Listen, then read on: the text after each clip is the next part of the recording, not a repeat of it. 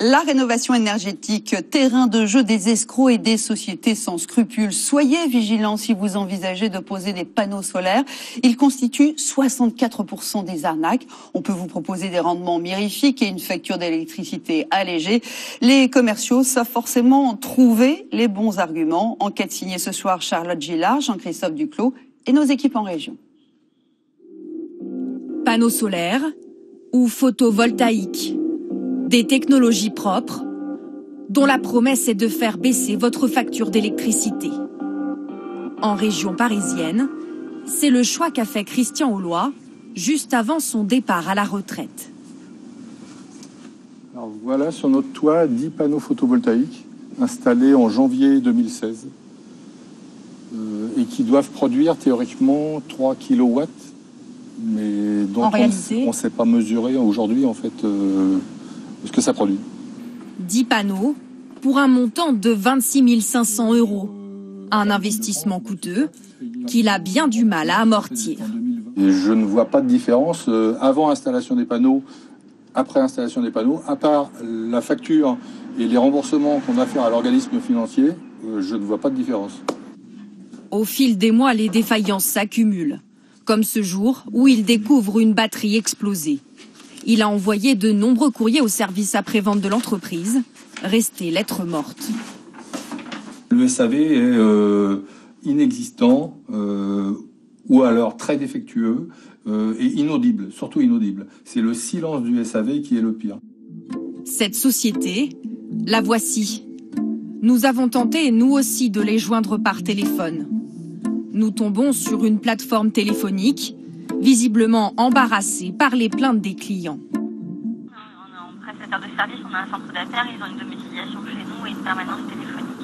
Ils utilisent notre adresse comme siège, mais eux sont pas du tout, eux sont à Montpellier. Après j'ai pas l'adresse, moi j'ai que l'adresse de Nîmes, on leur envoie le courrier à Nîmes. Sans trop rentrer dans les détails, effectivement, ce qui se passe c'est un peu, c'est pas très clair quoi, c'est pas très clair et nous on sait pas trop sur quelle piste mettre. Nous sommes donc allés chercher des réponses à Nîmes et à Gardanne. À la première adresse, nous trouvons porte close. Il me semble qu'il y a un gars, un petit gros, qui avait une très très belle bagnole, qui était, on m'avait dit qu'il venait des panneaux. Ouais. D'accord. Alors maintenant, ça fait un moment qu'ils sont partis. Ça va peut-être faire 2-3 mois. Même surprise à Gardanne. Il n'y a personne, c'est vide. D'après le voisinage, la société aurait même fermé. On est bien chez là. Oui, l'enseigne est restée, mais ils sont partis, ils sont plus là. Ah d'accord.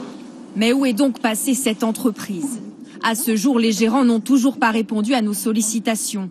Rien de surprenant pour cette avocate. Ce serait même une manière d'échapper à d'éventuelles poursuites. La plupart du temps, les gérants trouvent toujours des moyens pour disparaître derrière, même s'il y a des plaintes pénales. S'il y a des poursuites judiciaires, le gérant est souvent introuvable ou quand il l'est, il est insolvable pour les particuliers qui derrière en fait ne peuvent jamais récupérer leur argent même quand ils ont des moyens judiciaires. Ces sociétés ont aussi d'autres pratiques qui posent question. Leur technique de vente. Pour faire du chiffre, elles opèrent sur les foires pour cibler les clients qui pensent y faire de bonnes affaires. Nous nous sommes donc rendus en caméra cachée à la foire de Paris, sur le stand d'une autre entreprise, elle aussi visée par plusieurs plaintes. Le vendeur décontracté nous propose immédiatement une dizaine de panneaux solaires. Sur les 15 000, moins 15%. Mais vous avez besoin de faire un diagnostic avant, parce que si ça se trouve... Les vendeurs renoncent soudain à nous vendre une installation, au prétexte de vouloir faire une bonne action. Ils nous expliquent même comment ils forcent la main des clients. En fait, si jamais je tape sur un compte, il va te manger le cerveau pour rien. Donc à la fin, tu vas te dire putain, oui. Et il va te dire bon, 15 000 c'est bon, oui. T'es dans la BA jusqu'au bout, quoi. Si après tout ça, franchement, tu t'arrives encore à signer en fort, franchement, c'est que t'es vraiment teubé. Pardon. Pour cette clientèle piégée, le seul recours reste les tribunaux. Christian Aulois, lui, attend toujours son procès. Voilà une enquête qui est signée Charlotte Gillard. Bonsoir Charlotte. Alors, premier conseil pour éviter tous ces déboires, bien réfléchir bien sûr avant de signer. Bien réfléchir, mais surtout bien regarder, car il y a un piège classique lors de ces foires.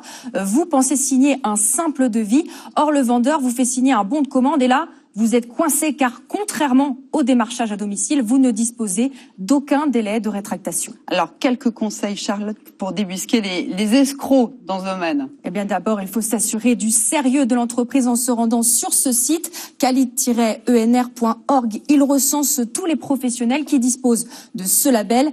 RGE, c'est un gage de qualité qui se décline pour tous les types de rénovation énergétique.